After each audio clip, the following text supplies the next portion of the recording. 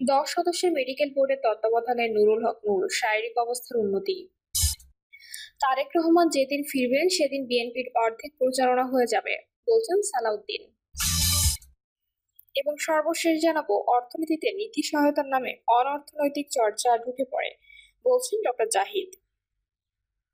শুনছিলেন সংবাদ শিরোনাম, এবারে বিস্তারিত। চারদিকে অশান্তির ঝড়, জনমনে স্বস্তি ফিরছে না। দেশ জুড়ে দেখা দিয়েছে অশান্তির ঝড়। বিক্ষোভ, অবরোধ, হামলা, বিশৃঙ্খলা, সড়ক অবরোধ, মব সন্ত্রাস বা গণসংহিতা, চাঁদাবাজি, খুনসহ নানা ঘটনা চারদিকে এক ধরনের অস্থিরতা দেখা দিয়েছে। রাজবাড়ীতে দুলাল পাগলা দরবারে হামলার পর লাশ উঠিয়ে নিয়ে পোড়ানোর ঘটনায় জনমনে মারাত্মক দাগ কেটেছে। এর আগে নুরাল পাগলা ও তার অনুসারীদের বিতর্কিত কর্মকাণ্ডের বিরুদ্ধে স্থানীয় প্রশাসন কোনো পদক্ষেপ না নেওয়ায় পরিস্থিতি নিয়ন্ত্রণের বাইরে চলে গেছে। হাটহাজারীতে মাদ্রাসা নিয়ে সামাজিক যোগাযোগ মাধ্যমে ইঙ্গিতপূর্ণ পোস্ট দেওয়াকে কেন্দ্র করে বিক্ষোভ, সড়ক অবরোধের এক পর্যায়ে প্রশাসন 144 ধারা জারি করেছে। টাঙ্গাইলে কৃষক শ্রমিক জনতা লীগ সভাপতি কাদের সিদ্দিকীর বাড়িতে হামলা ও পরবর্তী সময় 144 ধারা জারি সহ অস্থিরতা বিরাজ করছে। রাজধানী ঢাকা সহ দেশের বিভিন্ন স্থানে জাতীয় পার্টির কার্যালয়ে হামলা, ভাঙচুর ও অগ্নিসংযোগের ঘটনা চলছে। চট্টগ্রাম বিশ্ববিদ্যালয়, বাংলাদেশ প্রকৌশল বিশ্ববিদ্যালয় সহ বিভিন্ন বিশ্ববিদ্যালয়ে আন্দোলন হয়েছে এবং চলছে। ভোলায় এক মসজিদের খতিবকে ধারালো অস্ত্র দিয়ে কুপিয়ে হত্যা করা হয়েছে। রাজধানী ঢাকা সহ দেশের বিভিন্ন স্থানে ঝটিকা মিছিল বের করে আতঙ্ক ছড়াচ্ছে ছাত্র কার্যক্রম নিষিদ্ধ সংগঠন আওয়ামী লীগ ও তাদের দোসররা।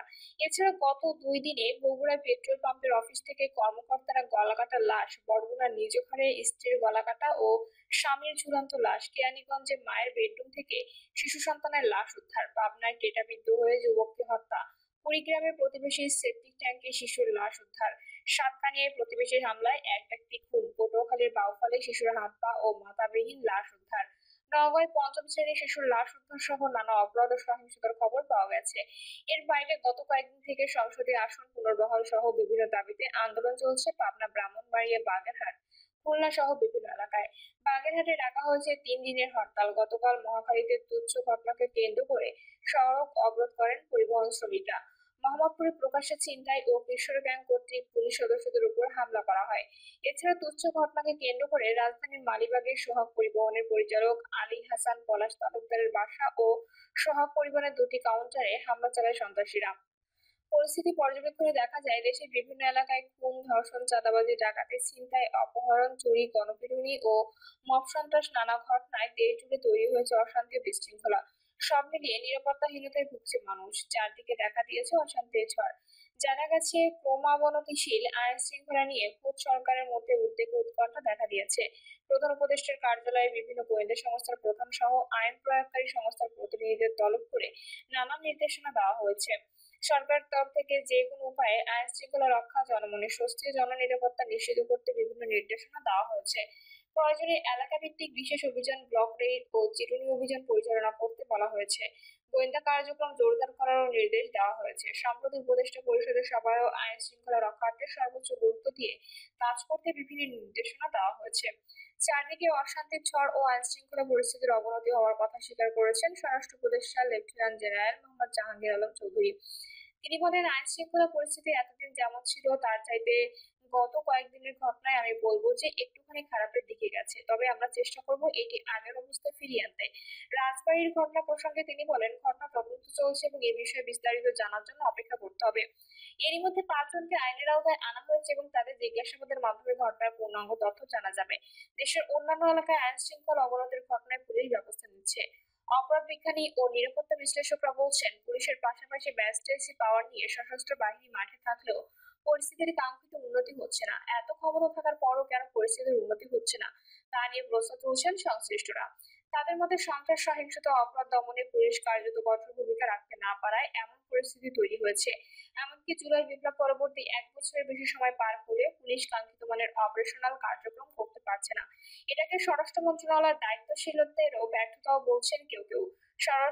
সশস্ত্র বাহিনীর হাতে ম্যাজিস্ট্রেসি পাওয়ার থাকার পরও আইন শৃঙ্খলা কাঙ্ক্ষিত উন্নতি হচ্ছে না এবং জনমনে স্বস্তি ফিরছে না কেন জানতে চাইলে বিশিষ্ট নিরাপত্তা বিশ্লেষক মেজর জেনারেল আনামা মনিরুজ্জামান বলেন, বিপ্লবোত্তর সময়ে এমন কিছু পরিস্থিতি সব দেশে দেখা যায়। আইন শৃঙ্খলার কাঙ্ক্ষিত উন্নতি না হওয়ার প্রধান কারণ হচ্ছে পুলিশ বাহিনী তাদের কাজ সম্পূর্ণভাবে করতে পারছে না। এই পুলিশ বাহিনীর কাজ বা তাদের ঘাটতি পূরণ করা সেনাবাহিনী বা অন্য কোনো বাহিনীর দিয়ে করা সম্ভব নয়। পুলিশকে তাদের দায়িত্ব সম্পূর্ণভাবে পালন করতে হবে। বর্তমানে সশস্ত্র বাহিনীর সদস্য সশস্ত্র বাহিনীর সদস্য যে সংখ্যায় মাঠে আছেন তাদের পক্ষে পুরো পরিস্থিতি আয়ত্তে আনা সম্ভব নয়, তাই পুলিশের কাজ পুলিশকে করতে হবে। তিনি আরো বলেন, 1 বছরের বেশি সময় হয়ে গেছে কিন্তু পুলিশ বাহিনী তাদের অপারেশনাল কার্যক্রম সঠিকভাবে পরিচালনা করতে পারছে না। আমি বলবো স্বরাষ্ট্র মন্ত্রণালয়ের দায়িত্বে যারা আছেন এটা তাদের একটি ব্যর্থতা। আইন শৃঙ্খলা নিয়ে জনমনে অশান্তি কেন জানতে চাইলে ঢাকা বিশ্ববিদ্যালয়ের সমাজ কল্যাণ ও গবেষণা ইনস্টিটিউটের সহযোগী অধ্যাপক এবং সমাজ ও অপরাধ বিশেষজ্ঞ ডক্টর তৌহিদুল হক বলেন, আইন শৃঙ্খলা পরিস্থিতি নিয়ন্ত্রণে পুলিশের কিছুটা ঘাটতি আছে, সেটাকে সুযোগ হিসেবে নিয়ে নানাভাবে মব সহিংসতা, চাঁদাবাজি, সংঘাত সহিংসতা সহ নানা অপরাধ ঘটানো হচ্ছে। আইন প্রয়োগকারী সংস্থা সঠিকভাবে তাদের দায়িত্ব পালন করতে পারছে না। অনেক ক্ষেত্রে একটি বিশেষ দলের সন্ত্রাসী কর্মকাণ্ড দমন করতে পারছে না পুলিশ। তারা যখন লোক দেখে রাজনৈতিক বিচার বিবেচনায় আইন প্রয়োগ করা হবে তখন অপরাধীরা সেটা বড় সুযোগ হিসেবে নেয়। পরিস্থিতি দ্রুত নিয়ন্ত্রণের জন্য পুলিশ সদস্যদের শেষ উদ্যোগ নেওয়া হয়েছে, সেটাও বাস্তবায়ন জরুরি। তাছাড়া পুলিশের বদলি, পদায়নে, ঘুষ, দুর্নীতির বিষয়ে জিরো টলারেন্স নিয়ে কাজ করতে হবে। পরিস্থিতি নিয়ন্ত্রণে পুলিশকে সক্ষম করে তুলতে হবে। সঠিক পুলিশ কার্যক্রমের মাধ্যমে জননিরাপত্তা ফিরিয়ে আনা সম্ভব। জননিরাপত্তা তৈরি হলে জনমনে স্বস্তি ও শান্তি ফিরে আসবে। এদিকে প্রধান উপদেষ্টার প্রেস সচিব শফিকুল আলম গতকাল বলেছেন, উপদেষ্টা মণ্ডলের সাম্প্রতিক বৈঠক থেকে স্থানীয় প্রশাসনকে সব পরিস্থিতি মোকাবেলায় আরো সক্রিয়ভাবে কাজ করার নির্দেশনা দেওয়া হয়েছে।